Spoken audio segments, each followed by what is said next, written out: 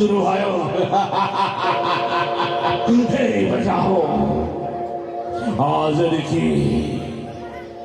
यो राज्य को मालिक यो राज्य को साम्राज्यपति माहू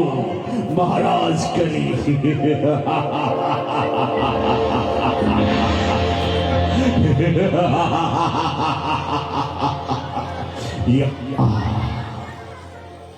यहाँ शासन हुन्छ त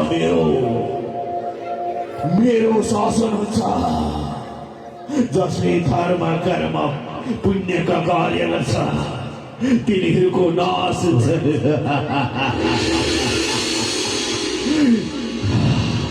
ब्राह्मणहरूको हत्या हुन्छ अर्थात् पापै पापको जय जयकार हुन्छ जसले धर्म कर्म गर्छ त्यसको अन्त्य मेरै हातबाट हुन्छ त्यसैले मनुष्य हो महाराज कलिको जय जयकार गर आफ्नो प्राणको हितको लागि महाराजको जय जयकार गर बोला महाराज कलिको जय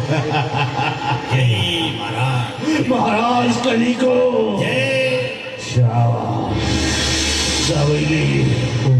मेरो जय जयकार गर्ने मेरो मात्र कली महाराजको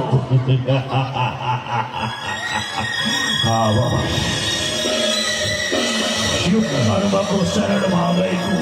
पृथ्वी गएको रूप लिएर लुकिरहेकी छिन् अनि धर्म साँडेको रूप लिएर कोहीको नाश गर्छु म सबैभन्दा पहिला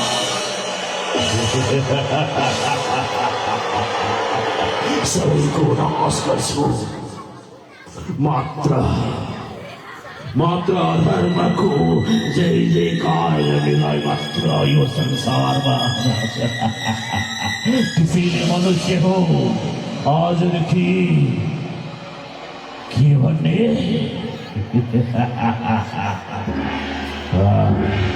महाराजको जय जयकार गर्ने राज्याभिषेक गरेको पनि यतिका समय भइसक्यो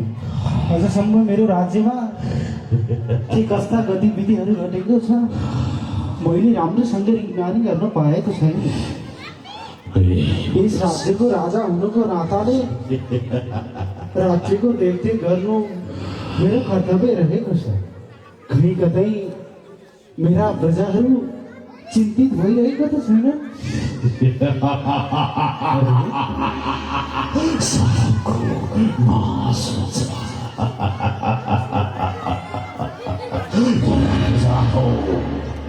सबैले मेरो जय जयकार गर मेरो सेवा गर यो मेरो राज्यमा मेरो सेवा गर त्राहिमाम सारा प्रजाहरू किन त्राहिमाम गर्दैछन् अरे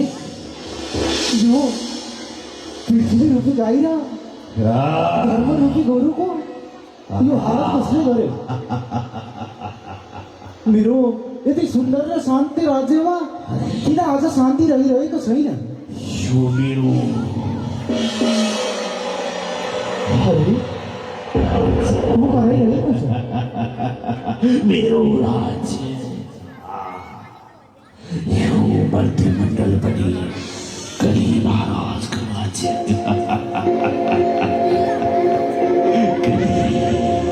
हे कालो पुरुष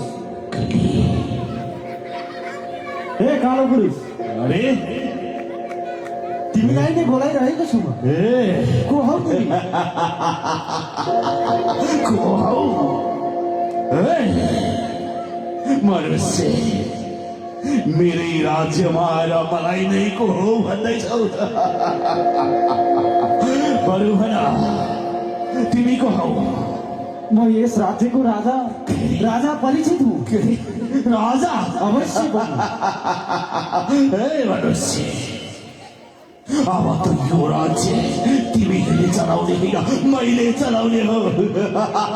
म हुँ यो राज्यको राजा त्यसैले आफूलाई राजा भनेर हिँडिरहेका छौ हे परीक्षित म को हुँ थाहा छ म को हुँ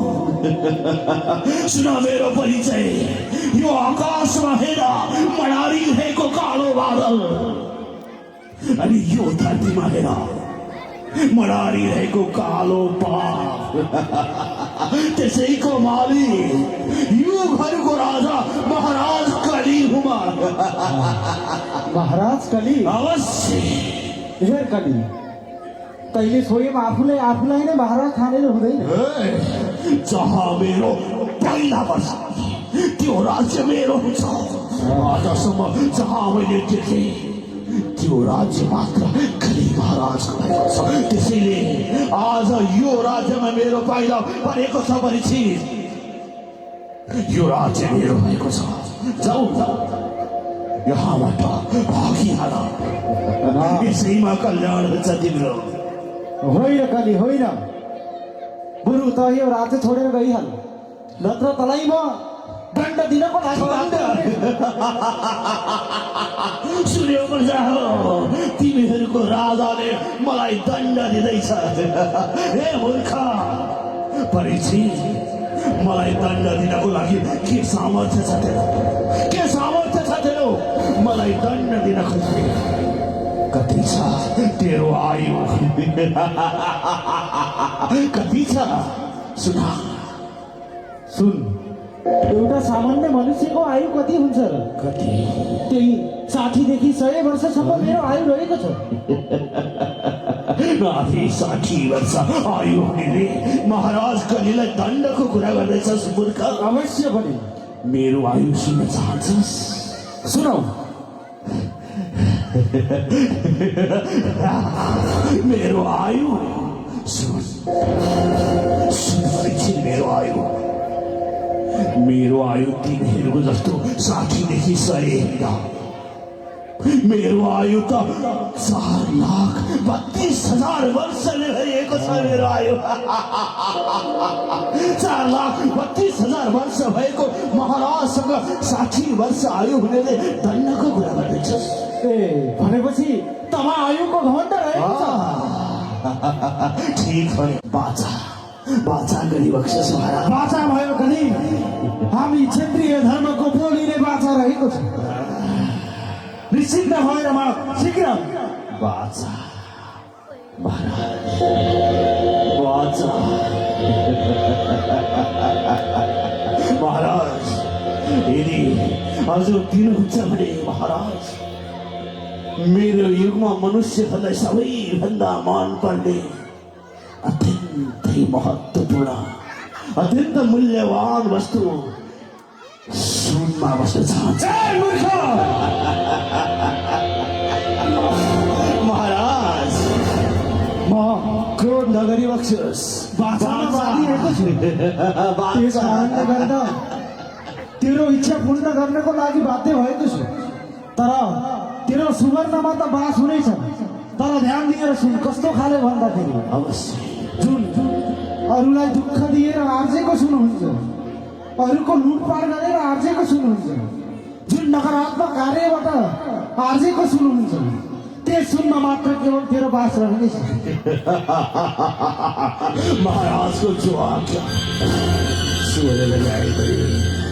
लुटेर ल्याए पनि भेटाए पनि हराए पनि सुनै हो महाराज सुनमा बस्ने भए अथवा सुनमा बस्ने महाराज सुनमा शीघ्र गइहाले यहाँबाट मत सुनमा बस्ने मत सुनमा बस्ने मत सुनमा बस्ने मत सुनमा बस्ने मत सुनमा बस्ने मत सुनमा बस्ने मत सुनमा बस्ने मत सुनमा बस्ने मत सुनमा बस्ने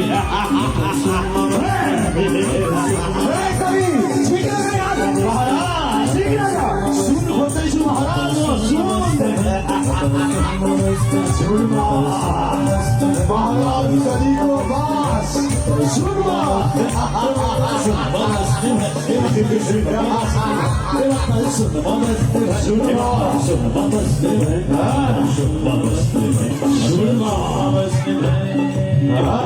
भगवान शंकर भगवानको यसरी कलिले 4 स्थान प्राप्त